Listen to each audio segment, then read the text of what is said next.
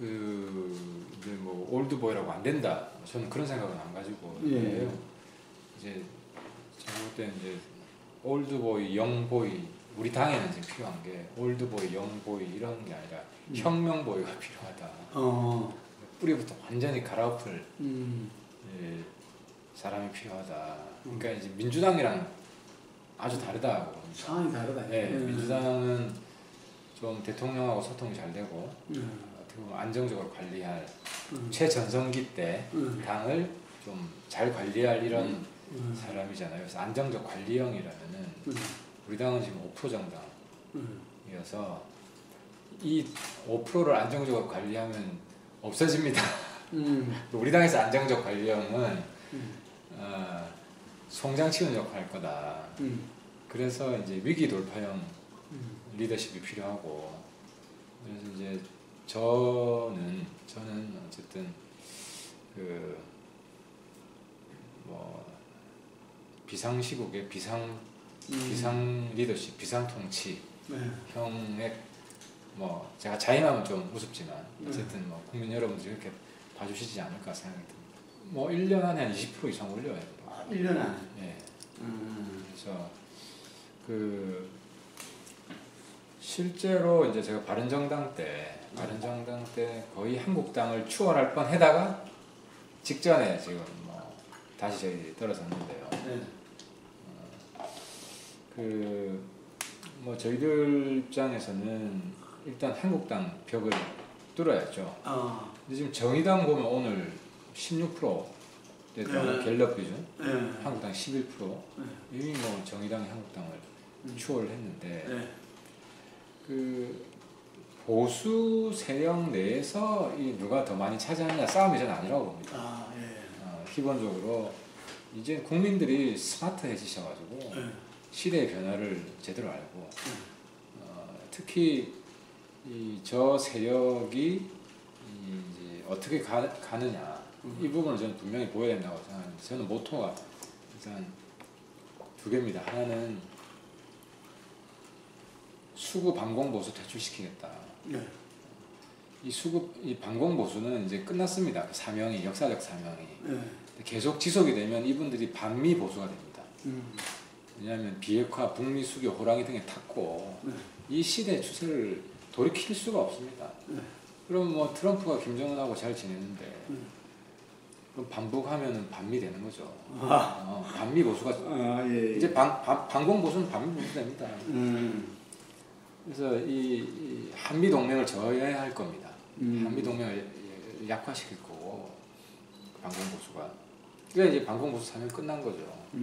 그리고 이 민주당 쪽에는 한마디로 하면 무능 돌팔이 좌파입니다. 무능한 겁니다. 특히 경제인데 사실 뭐 저기가 운동권 천하잖아요.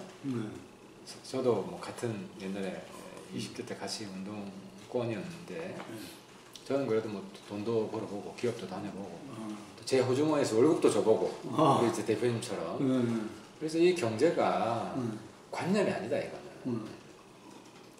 근데 저 민주당 청와대 이쪽에서는 아마 자기 호주머니에서 월급 줘본 사람이 별로 없을 거예요. 그런 정도기 그 수준이기 때문에 지금 2년 사이에 최저임금을 29% 올렸어요. 29%. 이 사람들은 최저임금이 최저생계비라고 생각하는 것 같아요. 그러니까 최저임금, 근데 제가 조사해 보니까 최저임금이 가계의 전체 소득인 가계는 한 20%가 안 됩니다. 그러니까 최저임금을 받는 이런 알바생들이나 대체로 이제 과외 소득이라는 거죠. 그러니까 이제 빈자, 가난한 사람, 약자를 도우려면 최저임금이 아니라 최저생계를 못 버는 가계를 국가가 도와야 돼요. 그러니까 국가가 세금 더 걷어가지고 그게 근로장려금인데 이 사람들은 자영업자를 조지는 거예요. 자영업자를 두들겨 패는 거예요. 월급 더 주라고. 근데 이 자영업자는 또 다른 비정규직입니다. 그렇지 않아요? 그 정규직 노동자가 안 되니까 거기서 은퇴하니까 그 자리가 없으니까 치킨집이라도 열고 조그만 미용실이라도 열고 슈퍼라도 열고 이렇게 살아가는 거잖아요. 그 수도도 엄청나잖아요. 숫자가 그렇죠. 700만 가까이 되는 거예요. 그렇습니다. 그 자영업자가 700만 되고 실제로 이 최저임금 때문에 위협받는 층은 9988이라고 합니다. 이제 중소기업도 최저임금 제일 밑에 월급 받는 사람이 최저임금이잖아요. 여기가 2년에 29%면 그 윗단위 월급 받는 사람을 추월합니다. 그러니까 윗단위 월급 받는 사람은 더 올려줘야 할 거 아니에요. 내가 밑에 내 밑에보다 작고 받을 수가 없잖아요. 그렇죠. 이렇게 연쇄 효과가 일어나서 중소기업에는 단순히 최저임금 인상이 아니라 전반적인 급속한 임금 인상이 이루어지게 돼요. 그걸 해고할 수밖에 없는 거죠. 그러니까 이 9988이 영향을 받는다. 그러니까 업체 개수가 99%, 여기서 고용한 사람이 88%. 그렇죠. 그러면 누가 해고되냐? 그러니까 이 최저임금 소득주도 성장이 일자리 퇴출 성장이 아니지, 이제 축소지, 경제 축소 정책인데, 그러면은 자기들이 감당할 수 있을 만큼 총 임금은 정해져 있거든요. 줄 수 있는 총 임금이 정해져 있고 평균 임금이 확 올라가 버리면 숫자를 줄일 수밖에 없죠. 그 실업이 늘어날 수밖에 없는 거예요. 그러니까 아니면 문 닫든지 고실업, 뭐 고폐업 이런 시대로 들어가는 겁니다. 그러니까 이제 소득주도 성장, 최저임금을 올려서 하는 것은 경제 체제가 대기업 중심으로 돼 있으면 어느 정도 감당이 될 겁니다. 대기업 중심으로. 근데 우리나라는 아까 제가 말씀드린 대로 대기업에서 고용하고 있는 건 한 10%밖에 안 됩니다. 나머지 거의 90%가 최저임금을 급속히 올리면 감당이 안 되는 기업들이기 때문에 사실 최저임금 올리더라도 저 대기업은 영향이 없거든요. 다 그 이상씩 받아가는 요즘은 별로 취직이 안 된 것 같아요. 중소기업에 88% 차지한 중소기업에 막대한 그 악영향을 미친다. 그렇죠. 이 부분들은 별로 취직이 안 된 것 같아요. 그 지금 소상공인만 따지는데 사실 중소기업, 그래서 중소기업에서 업종별로 차등을 해달라. 업종별로 이 주장을 하는 겁니다. 소상공인들은 규모별로 5인 미만은 좀 최저임금을 좀 그거는 좀 일리가 있네요. 그렇죠. 우리나라 경제 구조에는 안 맞아요. 하여튼간에 그 정부 여당도 상당히 좀 당혹해하는 것 같아요. 지금 그렇죠. 지금 지지율 떨어지는 굉장히 중요한 원인인데 지금 대통령이 잘못한 게 작년에 한 16 몇 프로, 올해가 한 10.9% 올랐는데 작년으로 환산해서 하면 2년에 29% 오른 거예요. 근데 이번에 대통령이 저는 이거를 승인해 줬으면 안 됐습니다. 승인해줘가지고 지금 이제 탈출구가 하나 있는데 주휴수당이라고 주는 거 있어요. 네. 주중에 일하면 주말에는 하루치 더 주는 건데 그게 최저임금에 안 들어가 있어요. 그걸 최저임금에 집어넣으면 상승 효과가 좀 상승가 될 수가 있습니다. 지난번에 10대 이런 거 집어넣었잖아요. 그때는 상여금하고 일반 복지비, 식대 포함, 정기적인 거는 넣었는데 주휴수당 반대해서 못 넣었거든요. 그까지 하면 양대 노총과 격렬한 또 투쟁이 벌어지겠네요. 이게 양대 노총이, 이게 양대 노총은 사실 귀족이에요. 일자리 안정돼 있지. 어쨌든 안정적인. 그게 속한 조합원은 게 귀족이라는 얘기지. 그렇죠. 주로 민주노총, 대기업 노조인데 이제 그쪽 노동자들을 내가 좀 정말 간청하고 싶은 게 소상공인이 부르주아가 아닙니다. 이 사람들이 비정규 프롤레타리아입니다. 자기들처럼 정규직 노동자가 못 돼서 계속 치킨집하고 식당하고 이렇게 사는 사람들인데 이제 대기업 노조 사람들은 상공인이라고 이 상공인이라는 걸 바꿔야 돼요. 이 부르주아라고 생각하는 겁니다. 부르주아에 대한 투쟁을 해야 된다. 최저임금을 급속히 올려야 된다. 지금 이념에 지금 노예가 돼 있어요. 대기업 노조가. 첫 번째는 외교 안보에서 나름대로 좀 적극적 역할을 할 겁니다. 외교 안보에서. 네, 지금 제가 이제 슬로건이 안보는 혁치, 경제는 견제, 특권은 폐지. 인데 뭐 예를 들어서 지금 트럼프가 힘들어요. 미국 국내 정치에서 미국 의회가 트럼프를 반대합니다. 그래서 예를 들어 평화협정이 체결되더라도 의회가 막을 수도 있어요.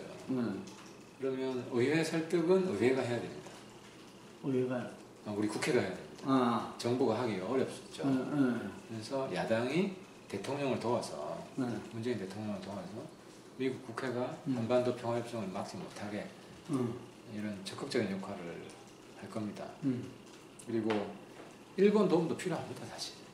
이런 이제 의회 외교는 정말 초당적으로 하고 또 올 초에 그 북한 신년사에 보면 이제 국회 회담도 하자.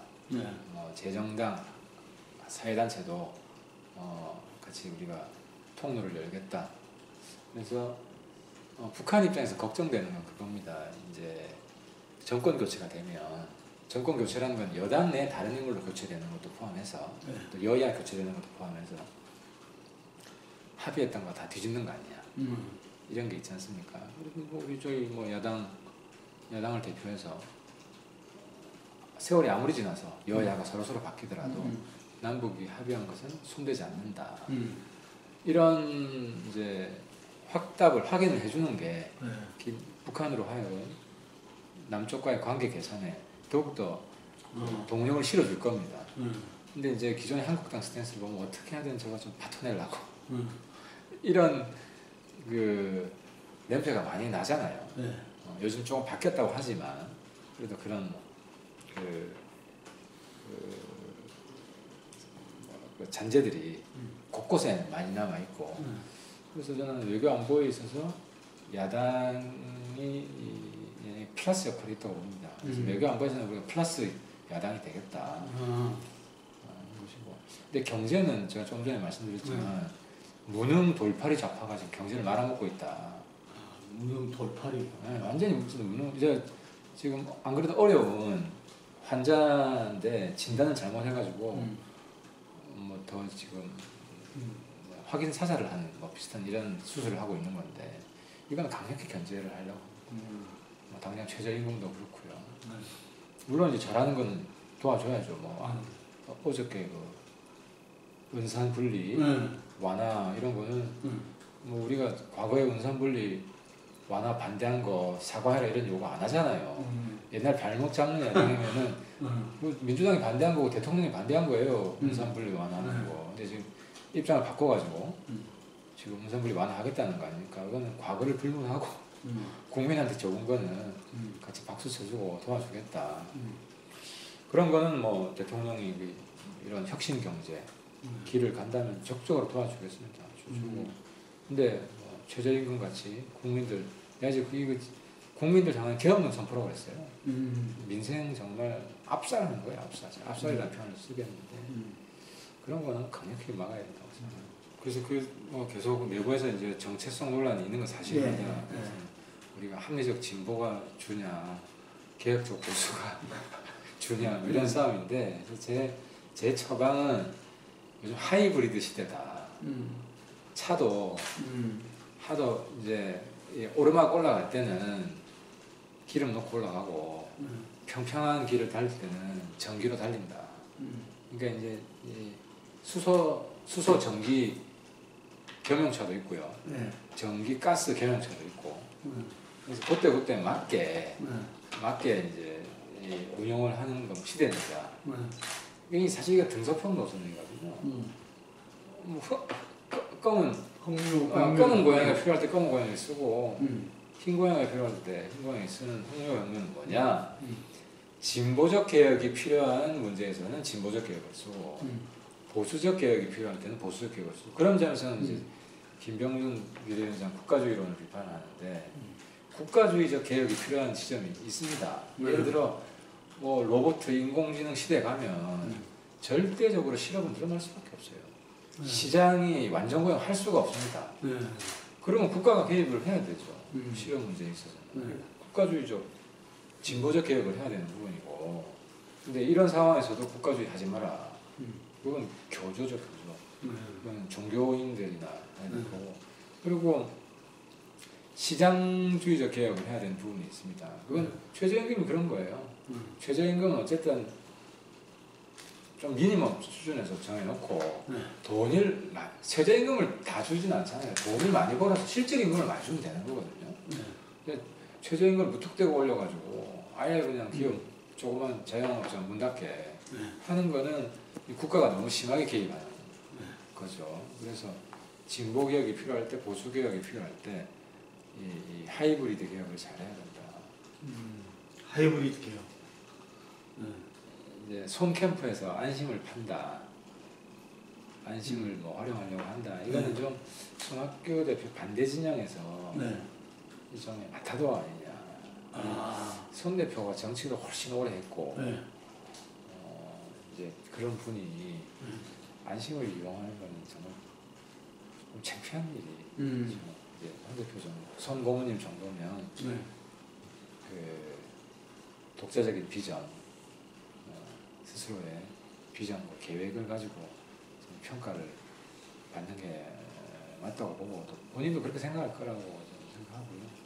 그래서 안심이 어쨌든 안철수 전 대표가 누구 지지한다고 해서는 공개적으로 안 할 거 아니겠습니까? 그렇죠. 그럼 뭐 어떤 방식으로든지 그걸 팔아야 되는데 손 고문께서 그걸 팔 거라고 생각하는 것 같습니다. 그 개파 이런 문제보다도 우리 내부의 패배주의, 무기력 이 지금 가장 큰 문제였는데요. 지금 뭐 빠르게 극복하는 모습을 보이고 있는 게 이제 그런 무기력 현상 때문에 사실 얼마 전까지만 해도 현역 의원들 중에는 출마자가 저 혼자밖에 없었지 않습니까? 근데 이제 마감한 결과 지금 현역 4명이 저 빼고 3분 더 출마를 했고 또 지금 어쨌든 최고위원까지 포함하면 4명이 되는데 10명이 지원을 했습니다. 10명이. 그래서 평균 경쟁 2.5대 1인데 작은 당 치고는 경쟁이 좀 치열하다. 그건 뭐냐, 무기력에서 극복하고 있다. 이 당을 살려보자. 9당 지금 정신 9당 운동이 지금 활성화되고 있다. 그런 면에서 이제 우리 당의 문제점 좀 극복해 나가고 있는 중이고 사실 뭐 민주당과는 질적으로 다른 고민이죠. 맞습니다. 우리는 대중정당입니다. 이제 어떤 이념정당이 아닙니다. 이제 이념정당과 대중정당은 다른 점은 이 시대에 따라서 이제 그 시대 정신도 이렇게 바뀌지 않습니까? 그러면 이제 대중정당은 국민 눈높이에 맞춰서 같이 변화 발전하는 정당입니다. 그런데 그리고 또 권력을 잡는 것을 목표로 하는 것이고, 그러니까 우리의 특정 이념을 가지고 이걸 무조건 실현하기 위해서 뭐 권력에 무관하게 갈 수 있는 정당이 아닙니다. 때문에 이런 뭐 아주 낮은 지지율로 뭐 계속 간다면 존립이 어려울 겁니다. 어쨌든 유 대표도 이제 지방선거 패배에 책임을 지고 본인 스스로 좀 성찰할 시간이 필요하다. 우리 당뿐만 아니라 시대도 많이 변하잖아요. 그리고 국내 4차 산업혁명 등으로 어떤 국내 이제 사회 구조, 산업 구조도 근본적으로 바뀌고 있는 상황이고 여기에 맞는 좀 새로운 정치에 대해서 좀 충분히 고민하는 시간이 좀 필요한 것 같습니다. 그래서 저도 뭐 이야기를 하는데 좀 더 이제 비전을 정립하는 성찰의 시간을 이제 말씀하십니다. 어쨌든 우리 하태경 의원이 볼 때는 안철수 전 대표나 유승민 전 대표가 바른미래당의 지금은 다들 성찰의 시간을 갖고 있지만 이 새롭게 부상할 때는 또 큰 힘이 된다 이렇게 그렇습니다. 두 분이 함께 있어야 되고 새로운 당대표는 그 두 분과 스크럼 끼고 가는 겁니다. 그리고 내부에서는 뭐 긴밀히 협의를 할 것이고 또 그때 필요한 역할이 있을 때는 적극적으로 또 요청을 해서 역할을 하실 수 있게 그런 이제 뭐 어쨌든 어깨 걸고 함께 반드시 갈 겁니다. 이제 초선 때하고 저도 고민하는 게 좀 다릅니다. 솔직히 고민의 결이 좀 근본적으로 다른데 초선 때는 이제 사실은 뭐 제 정치적으로 뭐 저한테는 기댈 언덕도 없고 저 혼자 싸우고 또 저 혼자 살아남아야 되는 뭐 이런 정글 속의 외로운 사자 그래서 어떻게 국민들한테 좀 더 눈에 띄고 제 목소리를 전달하고 이런데 이제 관심이 많았죠. 많은데 지금은 이제 그런 것보다 정말 나라와 국민, 저는 이제 좀 대권 도전하는 이제 큰 정치인분들이 국가 국민 입에 많이 올리잖아요. 거기에 대해서 실감이 안 났는데 요즘 좀 실감을 합니다. 대통령이 어떻게 하느냐에 따라서 나라의 문명과 국민의 미래가 실제 크게 달라질 수 있다. 예를 들어서 저 뭐 북미 협상이 되고 이런 상황에서 홍준표 같은 사람이 대통령이었다고 하면 평화가 깨질 수도 있는 거 아니에요. 그렇지 않습니까?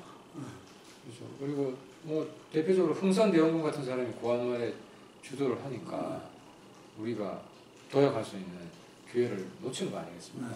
그 당시에 김옥균이 실권자였고 장악을 했다 그러면 우리는 아시아의 또 다른 용으로 승천했을 것이고 지금도 저는 비슷한 상황이라고 봅니다. 근데 지금 우리가 야당인데 야당의 역할도 대통령 역할이 제일 중요하고 대통령이 제대로 방향을 잡을 수 있도록 야당의 역할도 여전히 중요하고 그걸 인정받으면 또 우리가 또 정권을 우리한테 주실 거고 국민들께서 요즘 정말 이제 마음 깊이 시대, 국가, 국민 이런 게 울림이 심장 속에서 큽니다. 커지고 있습니다. 네, 자연스럽게 그렇게 변화됐다는 이야기죠. 예, 그렇습니다.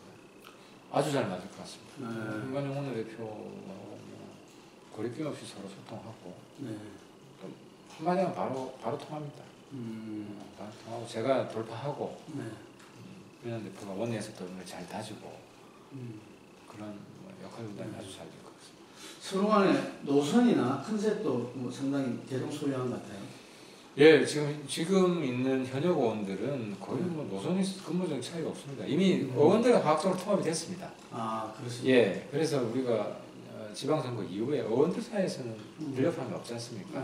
근데 아직도 원외위원장이나 당원들 사이에서는 이제 과학적 통합이 좀 부족한 부분이 있는데 이걸 좀 밑으로 교육, 홍보 이런 활동을 강화해서 그 부분도 이뤄낼 수 있을 겁니다. 뭐 대표로서 공천권 행사하지 않겠습니다. 근데 대신 이제 어떤 당이 돼야 되느냐 해서 제가 좀 중요하게 생각하는 거는 우리 청년정당이 돼야 된다. 그래서 비례대표의 한 2040 절반 정도는 최소한 절반 이상은 2040 비례대표를 줘야 된다 하는 것이고 그 다음에 그 기본 원칙은 경선이고요. 이제 뭐 공천관리위에 다 맡겨 있습니다. 보통 공천관리위원회에서 공천한 거를 다시 최고위원회 가지고 와서 승인을 받지 않습니까? 그렇죠. 근데 이제 공천관리위원회 1인을 하고 정결사항으로 한다. 네, 정결사항으로 하고 대신에 이제 몇 가지 가이드라인 예를 들어 사전 여론조사를 할 거 아닙니까? 그래서 압도적인 격차가 나면 그건 뭐 전략 공천을 하는 거고 큰 차이가 없으면 경선을 하는 것이고 아무튼 그런 몇 가지 원칙만 정해주면 정해주고 공천관리위원회에서 알아서 하는 일이다. 그래서 중대선거구제하고 연동형 비례 이거는 사실 뭐 저희 당보다도 민주당, 한국당 결단을 해줘야 될 부분이고요. 민주당, 한국당이 결단할 때 우리는 반대하지 않겠습니다. 이게 솔직한 이야기입니다. 반대하지 않을 거고 연동형 비례를 하게 되면 단점이 의석수가 늘어난다는 점이 있는데 국회가 신뢰를 받지 못하는 상황에서 의석수 늘리면 국민들이 그 선거구제 개편을 또 막으려 할 수 있습니다. 그래서 의석수를 늘리지 않고 그 비례대표제도 개편해야 되는데 아마 석패율제 정도는 할 수 있지 않겠냐. 권역별 석패율. 그리고 그게 어느 정도 해서 국민들이 보고 뭐 저런 방향이 변하면 의석수 늘려도 괜찮다고 하면 그 다음에는 연동형 비례까지도 뭐 가는 이런 단계적인 변화도 좀. 선거 소선거가 중대선거구제로. 중대선거구제로. 개헌은 어떻습니까? 그 국회의장이 워낙 단호한 의지는 표방했지만 개헌도 아까 이제 선거구제 개편은 거의 국회가 만장일치를 해야 되고 개헌은 3분의 2. 그렇죠. 사실 선거구제 개편이 더 어려운 것 같아요. 근데 개헌도 중요한 거는 대통령이 결단을 해야 되고 네. 그래서 대통령이 다시 개헌 문제 적극적으로 할 수 있기 위해서는 한국당이 개헌 투표까지 지난번에 대통령 개헌안 네. 국회 표결까지 막은 거는 좀 사과를 해야 된다 하는 생각이고 한국당 사과를 전제로 청와대가 결단을 해야 됩니다. 만약에 제가 당대표가 되면 이해찬 대표가 되고 저 당대표가 돼서 저는 빅딜 할 수 있다고 봅니다. 4년 총인제 동의해주고 그리고 중개선 노무제 같이 하는 거 충분히 저는 왜냐하면 우리가 장기적으로는 제왕적 부통령제 변화를 추진할 수 있는데 단계적으로 갈 수밖에 없고 현실 속에서 한 단계 한 단계 가야 되기 때문에 지금 또 국민들 여론이 좀 많이 바뀐 것 같습니다.